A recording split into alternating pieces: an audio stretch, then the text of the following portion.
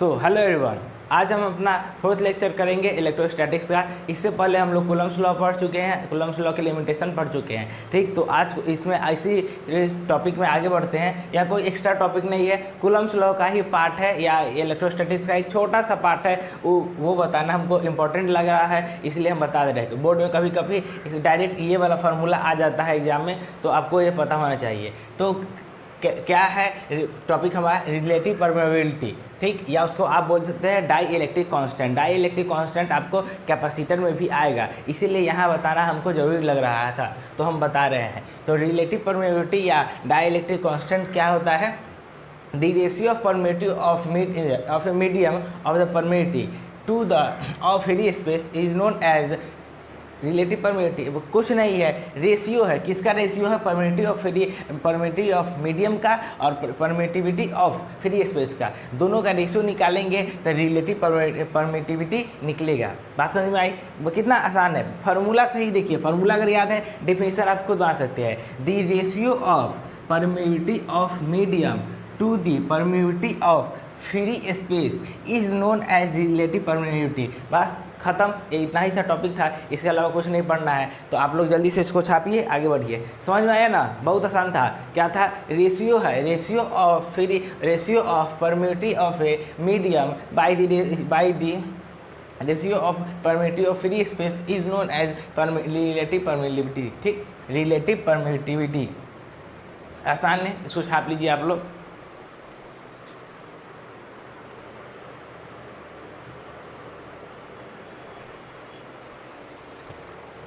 तो die electric constant के बारे में या रिलेटिव परमिटिविटी के बारे में जानने के बाद अब हम लोग आते हैं सुपरपोजिशन प्रिंसिपल पे। सुपरपोजिशन प्रिंसिपल क्या कहता है? ठीक, सुपरपोजिशन प्रिंसिपल क्या कहता है, ध्यान से समझिएगा। ठीक, जैसे कि कोई चार्ज है, जैसे कि कोई चार्ज Q1 यहाँ है, Q2 यहाँ है, Q3 यहाँ है, Q4 यहाँ है।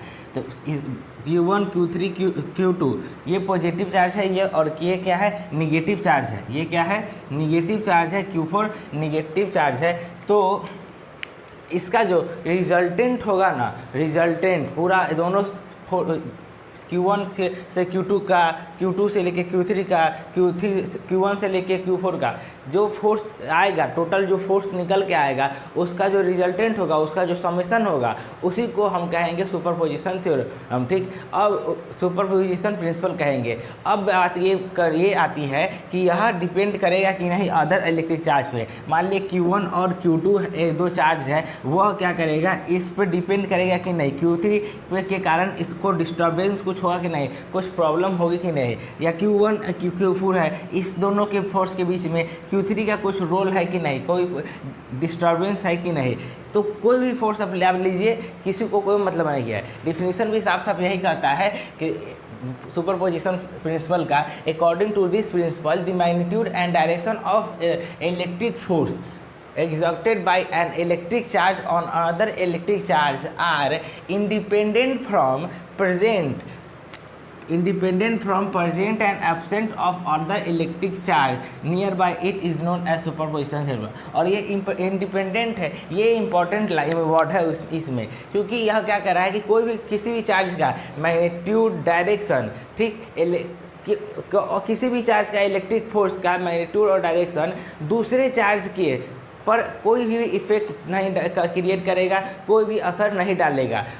क्यों चाहे वो चार्ज प्रेजेंट रहे या ना रहे, चाहे वो इलेक्ट्रिक फील्ड प्रेजेंट रहे, इलेक्ट्रिक फोर्स प्रेजेंट रहे या ना रहे, इसके आसपास में कोई फोर्स रहे ना रहे, इसको कोई फर्क नहीं पड़ने वाला है। यह फोर्स लगाएगा, कितना लगाएगा? तो फोर्स का फार्मूला आपको कूलम्ब्स लॉ में बताए थे, Q1 Q2 by R² R12 का कैप, R कैप, R12 का कैप। ठीक, फिर F3 का निकालेंगे, F और 3 का, तो Q1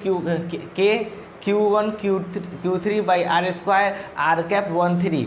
फिर फोर्स चौथे फोर्स का जो चौथा चार्ज है उसका फोर्स क्या होगा, फोर्स के Q1 Q4 by r square r cap r 1/4 है वो, ठीक। तो ये यही बताना चाह रहा है कि इसके ये दोनों के बीच में इसका कोई रोल नहीं होगा फोर्स पर, ना इसका कोई रोल होगा, या इसका दोनों पे देख रहे थे ये दोनों का कोई रोल नहीं होगा और इसका देख रहे थे ये दोनों का कोई रोल नहीं होगा, बस यह अपने आप ही फोर्स लगाएगा। और जो टोटल फोर्स निकल के समेसन आएगा, जो टोटल फोर्स निकाल लेंगे F1 F2 F3, ठीक, ये F12 F13 F14, उसको हम क्या करते हैं, सम करते हैं, उसको हम जोड़ देते हैं, तो हमारा सुपरपोजिशन प्रिंसिपल का वैलिड हो जाता है और प्रूफ हो जाता है, बैलेंस पूरा डिफाइन हो जाता है। तो ये रहा आपका सुपरपोजिशन प्रिंसिपल। बात समझ में आई?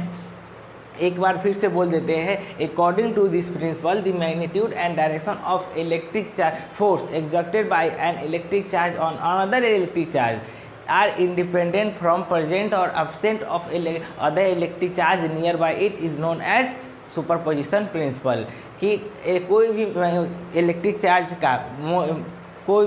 चार्ज का फोर्स उसके मैग्नीट्यूड या डायरेक्शन पे से फोर्स इंडिपेंडेंट रहेगा, अदर इलेक्ट्रिक चार्ज के उसको कोई मतलब नहीं रहेगा, वो फ्री रहेगा, चाहे उसके चार्ज में उसके अगल बगल में कितना भी चार्ज क्यों ना पड़ा हो, कितना भी चार्ज क्यों ना हो, चाहे चार्ज हो तब भी कोई फ़र्क नहीं पड़ेगा, चाहे चार्ज ना हो तब भी कोई फ़र्क नहीं पड़ेगा। और ये रहा उसका समेसन फोर्स निकालने के बाद, ये हम फोर्स निकालने के बाद इसका फोर्स निकालने के बाद वो Q1 Q2 का Q1 Q3 का Q1 Q-Q4 का फोर्स निकालने के बाद यह सम हम किए हैं। और ज़रूरी नहीं है कि यह F3 तक ही जाएगा, आप यहाँ पे F4 F5 F6 जहाँ तक आपको मन करे ले जा सकते हैं, ठीक। हम F3 तक लिखे हैं, आपको मन करे तो क्या, लेकिन साइन इंपॉर्टेंट है। मान लीजिए जैसे F4 है तो F4 मेरा निगेटिव में आया है, F4 मेरा निगेटिव में आया है, तो यहाँ पे प्लस की जगह माइनस आ जाएगा। बात समझे, यहाँ पे प्लस की जगह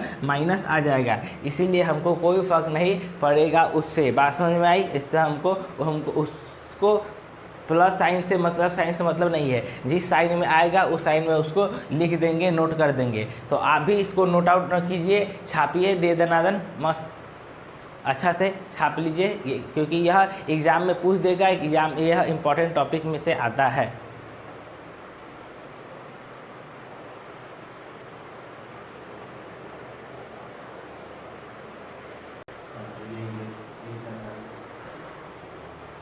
तो आप लोगों ने लिख चुके होंगे सुपरपोजिशन। जैसे आप कोर्स ज्वाइन करोगे ना,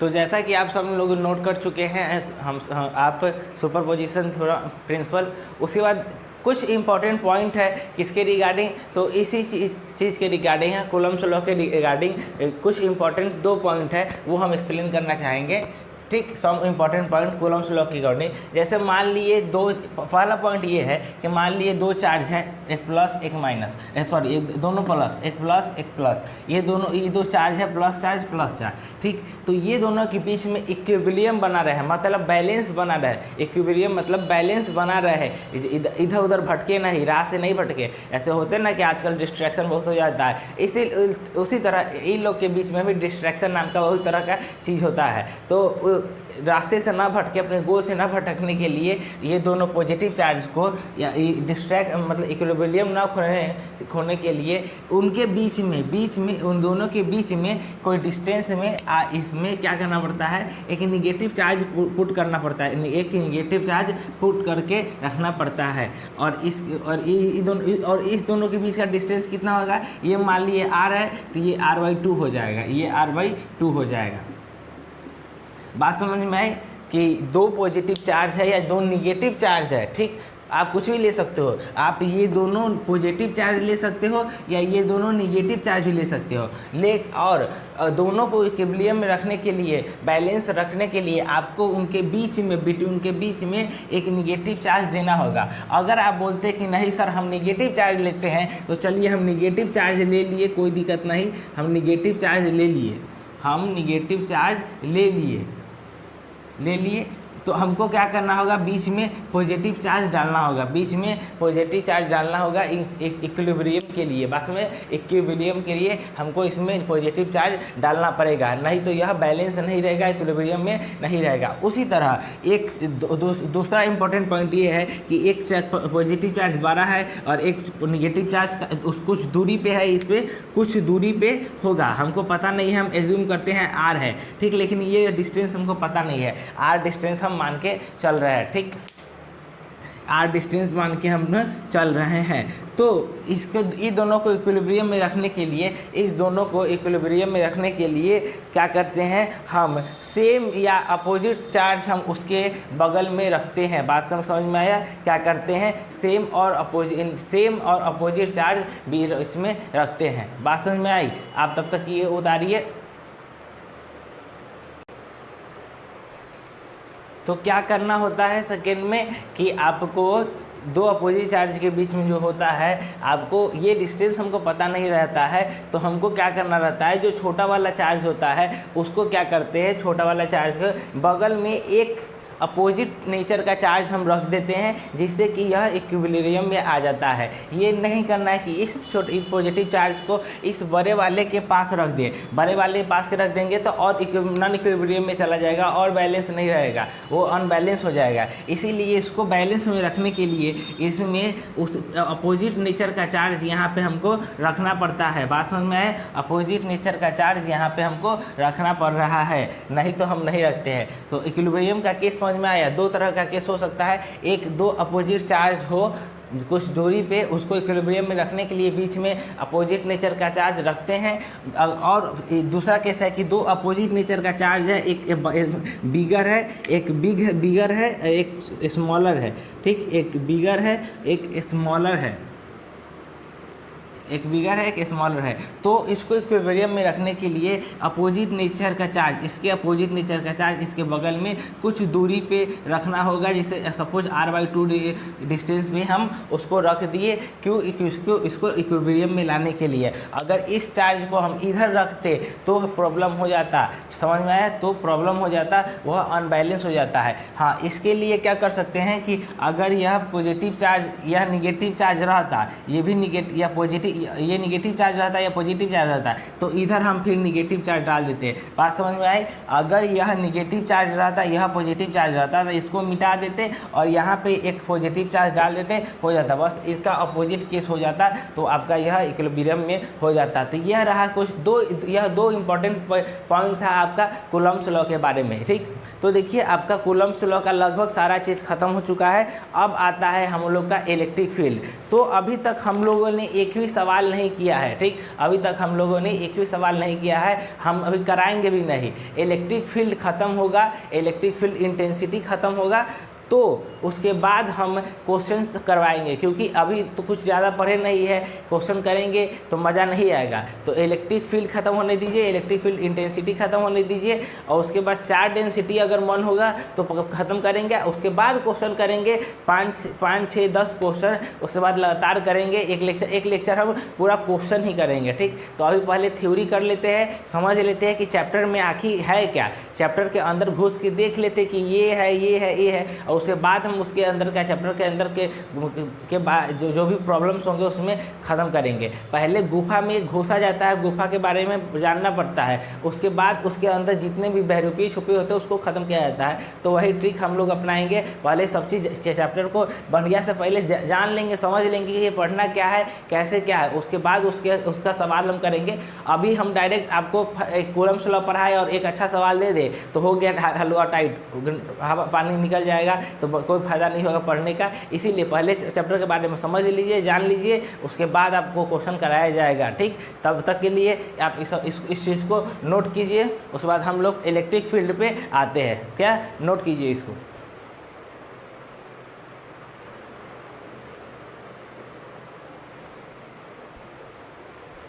तो अब हम लोग पढ़ते हैं इलेक्ट्रिक फील्ड। ठीक, अभी तक हम लोग कूलम्ब्स लॉ कर चुके हैं, कूलम्ब्स लॉ के इंपॉर्टेंट पॉइंट के पढ़ चुके हैं, रिलेटिव परमिटिविटी पढ़ चुके हैं और उसका कुछ इंपॉर्टेंट पॉइंट्स उस भी देख लिए हैं। चार्ज को कैसे बैलेंस करना है इक्विलिब्रियम में वो भी देख चुके हैं। अब तो कूलम्ब्स लॉ के बाद सबसे इंपॉर्टेंट टॉपिक जो आता है, इलेक्ट्रिक चार्ज तो पढ़ ही चुके हैं लगभग, सबसे पहले वही टॉपिक था।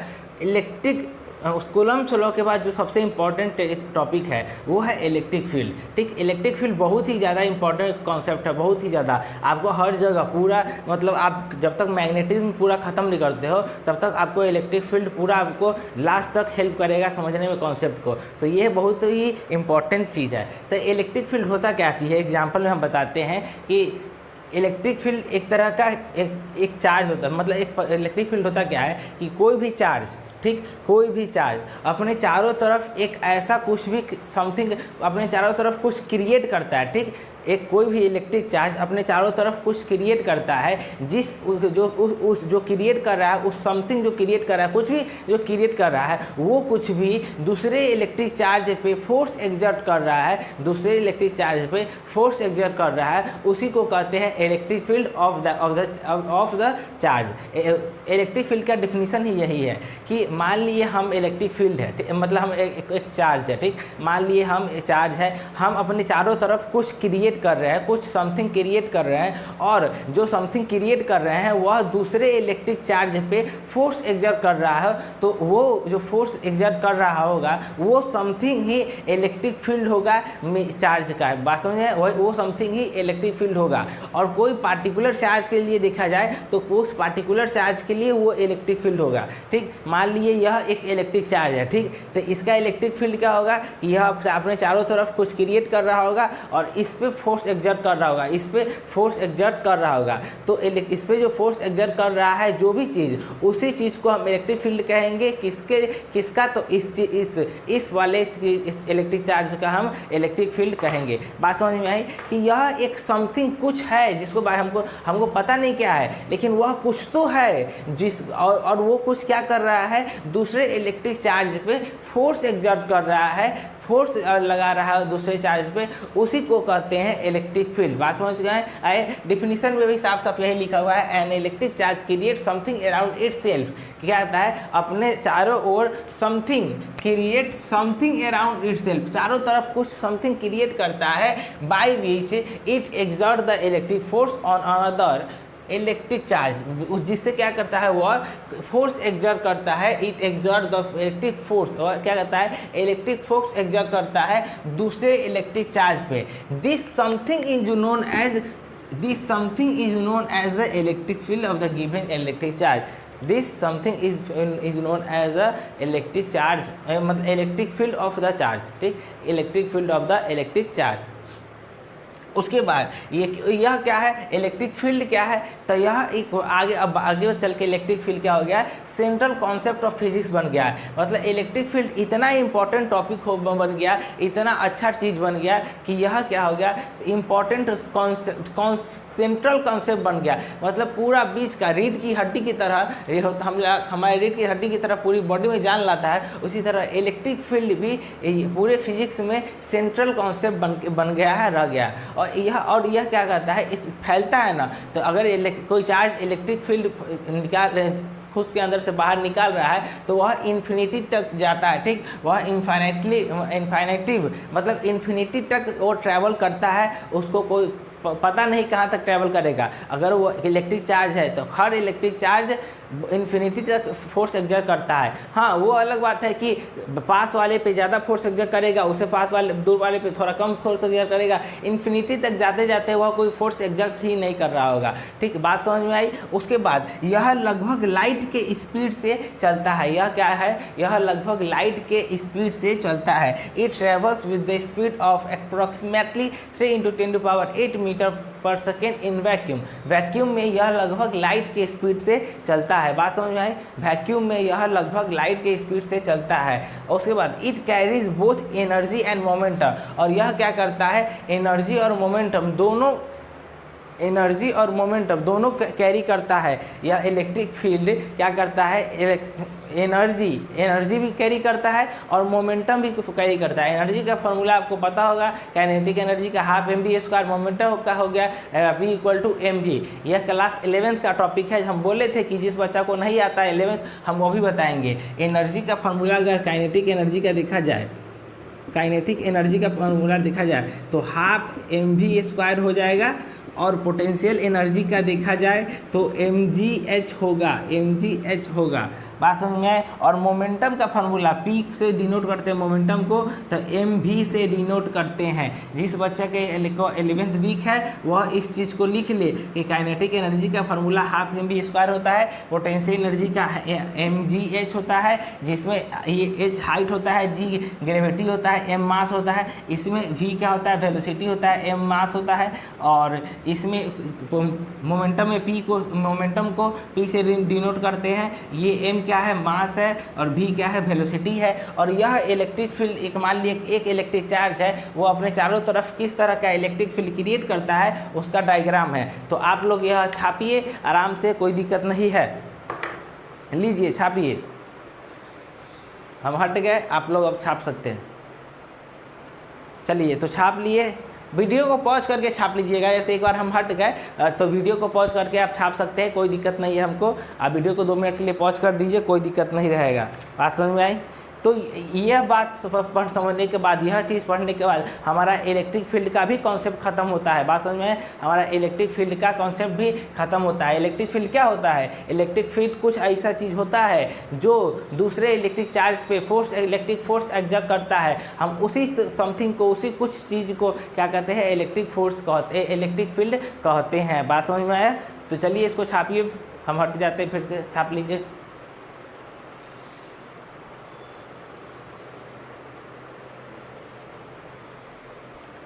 अब हम लोग मूव करते हैं इलेक्ट्रिक फील्ड से इलेक्ट्रिक फील्ड इंटेंसिटी पर। ठीक, इलेक्ट्रिक फील्ड के बाद हम लोग पढ़ेंगे इलेक्ट्रिक फील्ड इंटेंसिटी पर। कहाँ गया, इलेक्ट्रिक फील्ड से हम लोग बात करेंगे अब इलेक्ट्रिक फील्ड इंटेंसिटी पे। तो होता क्या है, इस ध्यान से समझिएगा, बस कुछ कोई बड़ा खास नहीं है। यह मान लीजिए एक हमारा पॉजिटिव चार्ज है। ठीक, यह हमारा पॉजिटिव चार्ज है, वह इलेक्ट्रिक फील्ड एक्सपीरियंस करता है पर यूनिट पर। ठीक है, यह हमारा पॉजिटिव चार्ज है, वह पर यूनिट पे इलेक्ट्रिक फोर्स एक्सपीरियंस करता है बाई अ सोर्स चार्ज। यह हमारा क्या हो गया, एक सोर्स चार्ज हो गया। उसके कारण यह पॉजिटिव चार्ज पर यूनिट पे कुछ ना कुछ इलेक्ट्रिक फील्ड एक्सपीरियंस करता है, उसी को इलेक्ट्रिक फील्ड इंटेंसिटी कहते हैं। जो पर यूनिट पे फोर्स एक्सपीरियंस हो रहा है ना, उसी को क्या कहते हैं, पर यूनिट क्या फोर्स करता है, पर यूनिट पॉजिटिव टेस्ट चार्ज। ठीक, पर यूनिट पॉजिटिव टेस्ट चार्ज पे सॉरी। तो देखिए ध्यान समझिएगा, यह पॉजिटिव चार्ज है, यह per unit positive test charge तो क्या करता है, इलेक्ट्रिक फील्ड फोर्स को एक्सपीरियंस करता है। ठीक, इलेक्ट्रिक फोर्स को एक्सपीरियंस कर रहा है यह positive charge, per unit positive charge है। बाय किसके द्वारा, किसके कारण, तो ये सोर्स चार्ज के कारण, यह सोर्स चार्ज के कारण उसी को इलेक्ट्रिक फील्ड इंटेंसिटी कहते हैं। उसी को क्या कहते हैं, इलेक्ट्रिक फील्ड इंटेंसिटी कहते हैं। Due to a point source charge given at a point. और वो पॉइंट सोर्स चार्ज क्या होगा, due to a point source charge, ये हमारा इलेक्ट्रॉन ये हो गया ये, और इसी के कारण यह पार्टिकुलर गिवन पॉइंट पर, एक किसी भी गिवन पॉइंट पे वो होगा जिसके कारण इलेक्ट्रिक फील्ड अप्लाई होगा, इलेक्ट्रिक फोर्स अप्लाई होता है पर यूनिट पॉजिटिव चार्ज। ठीक, इलेक्ट्रिक फोर्स अप्लाई होता है पर यूनिट पॉजिटिव टेस्ट चार्ज पे, किसके कारण, यह पार्टिकुलर यूनिट टेस्ट चार्ज पे, चार्ज के कारण पर यूनिट पे, तो उसी को कहते हैं इलेक्ट्रिक फील्ड इंटेंसिटी। ठीक, डिफिनेशन आप साफ साफ देख सकते हैं, the electric force experience by per unit positive charge. Electric force experience करता है यह per unit positive charge by a source charge, by a source charge at a particular point, हर एक पार्टिकुलर पॉइंट पे करेगा, is known as electric field intensity due to the given source charge at given point। किसके कारण, तो उस given source charge के कारण और उस given point पे। बात समझ में आए, बात समझ में आई। और अगर इसमें ही अगर बात हो जाए आ जाइए कि एक और सोर्स चार्ज आ जाए, ठीक, एक और सोर्स चार्ज आ जाए, एक और सोर्स चार्ज आ जाए, एक और सोर्स चार्ज आ जाए, तो ये भी अप्लाई करेगा, ये भी इलेक्ट्रिक फोर्स अप्लाई करेगा पर यूनिट पॉजिटिव चार्ज पे, यह भी क्या करेगा, इलेक्ट्रिक फोर्स अप्लाई करेगा, ये भी इलेक्ट्रिक फोर्स अप्लाई करेगा, ये भी इलेक्ट्रिक फोर्स अप्लाई करेगा। सब इस पे इलेक्ट्रिक फोर्स अप्लाई करेंगे, सब इस पे, इस पॉजिटिव चार्ज पे, पर यूनिट पॉजिटिव चार्ज पे सब इस पे फोर्स अप्लाई करेंगे। तो क्या होगा, क्या होता था, तो यह सुपर पोजिशन जो प्रिंसिपल पढ़े थे उसके कारण सारा का फोर्स निकालेंगे, सारा इलेक्ट्रिक फोर्स निकालेंगे और उसको सुपर पोजिशन प्रिंसिपल में क्या करते थे, जोड़ देते थे, तो जोड़ के रख के बराबर कर देंगे। बात समझ में आया। तो ये डिफिनीशन से ही क्लियर होता है कि इलेक्ट्रिक फोर्स एक्सपीरियंस करता है हमारा पॉजिटिव चार्ज, किसके कारण, तो एक पार्टिकुलर सोर्स चार्ज के कारण, ठीक, एक पार्टिकुलर सोर्स के चार्ज के कारण एज पर यूनिट, क्या कहते हैं, पर यूनिट पर, ठीक, पर यूनिट पॉजिटिव चार्ज, ठीक, by a source charge at a particular point, किसके कारण, at a particular point given by the source. और यह कौन होगा, एक पार्टिकुलर पॉइंट और गिवन सोर्स पर, एक पार्टिकुलर पॉइंट के गिवन सोर्स पे। उसी तरह बस डिफिनीशन में चेंज ये आएगा जब हम चारों को, ये चारों इलेक्ट्रिक जो सोर्स है, चारों इलेक्ट्रिक सोर्स को हम जब लेते हैं तब क्या हटेगा डिफिनीशन में से, the electric force experience by per unit positive charge, per unit positive test charge by से source charge at a particular point is known as electric field intensity due to source charge at given every given point, ठीक, every given point, every given point, ठीक। और इसमें भी आप बस यहाँ पे every point, every particular point ला दिएगा, बस इसमें क्या होगा, एवरी लग जाएगा, given at every given point, every बहुत ज़्यादा हो जाए तो एवरी लगा दीजिएगा तो बात हो जाएगा। सारा को हम अब कैलकुलेट कर लेंगे, ठीक, सारा को कैलकुलेट कर लेंगे, सब चार्ज के लिए देखते हैं तब। लेकिन जनरली हम एक डिफिनीशन समझ रहे हैं तो हम एक ही चार्ज को मान के चलेंगे,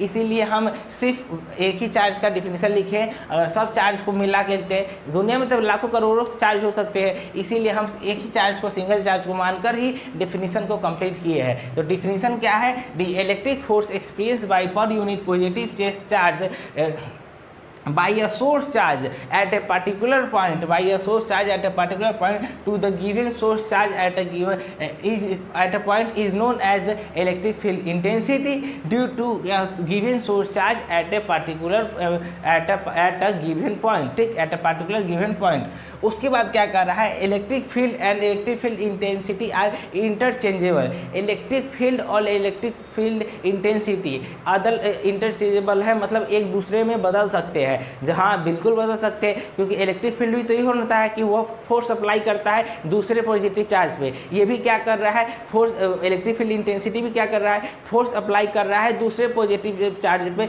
दूसरे चार्ज पे।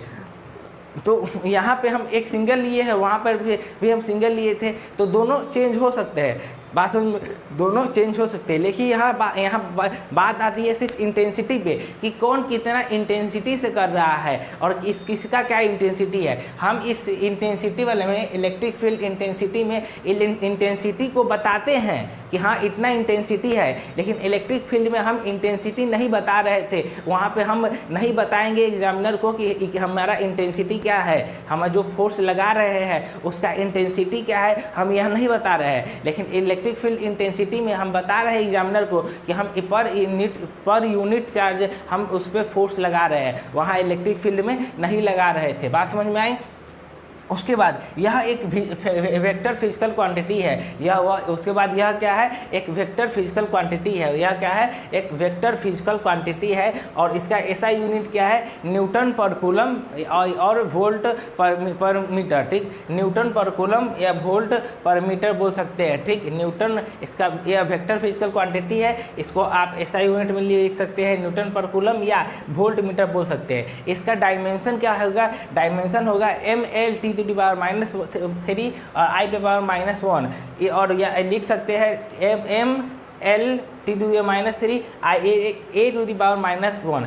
ए और आई में कंफ्यूज रहते हैं कि करंट को हम ए से आई से डिनोट करें ऐसा यूनिट में कि ए से करें, तो हम दोनों लिख दिए हैं, आपको जो आपको पसंद हो, क्योंकि कोई बुक में करंट इलेक्ट्रिसिटी में कोई बुक में आई से डिनोट किया जाता है तो कोई में एम्पियर से डिनोट किया जाता है उसके यूनिट को। तो हम यहाँ दोनों लिख लिए हैं, आपको जो सुविधा लगे वो लिख सकते हैं, ठीक। और यह रेडियली आउटवर्ड होता है कब, जब पॉजिटिव चार्ज रहते हैं तब। जब यह रेडियली आउटवर्ड होता है कब, जब पॉजिटिव चार्ज अप्लाई होता है तब। मान लीजिए यह इलेक्ट्रॉन जब पॉजिटिव चार्ज रहे तो आउटवर्ड रहेगा, और यह जब निगेटिव रहा तो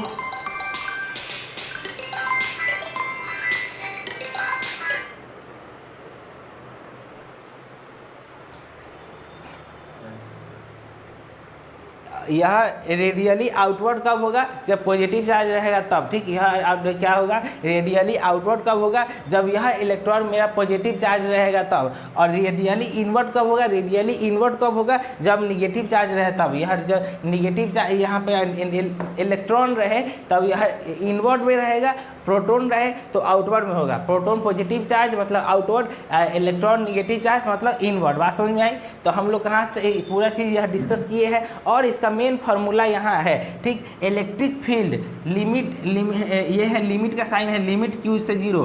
इलेक्ट्रिक फील्ड जो अप्लाई हो रहा है, लिमिट कहाँ से स्टार्ट होगा, जीरो से स्टार्ट होगा, जीरो से जहाँ तक जाना होगा जाएगा, इसीलिए लिखे जीरो। कहाँ limit electric field equal to limit zero से Q टेंस टू जीरो।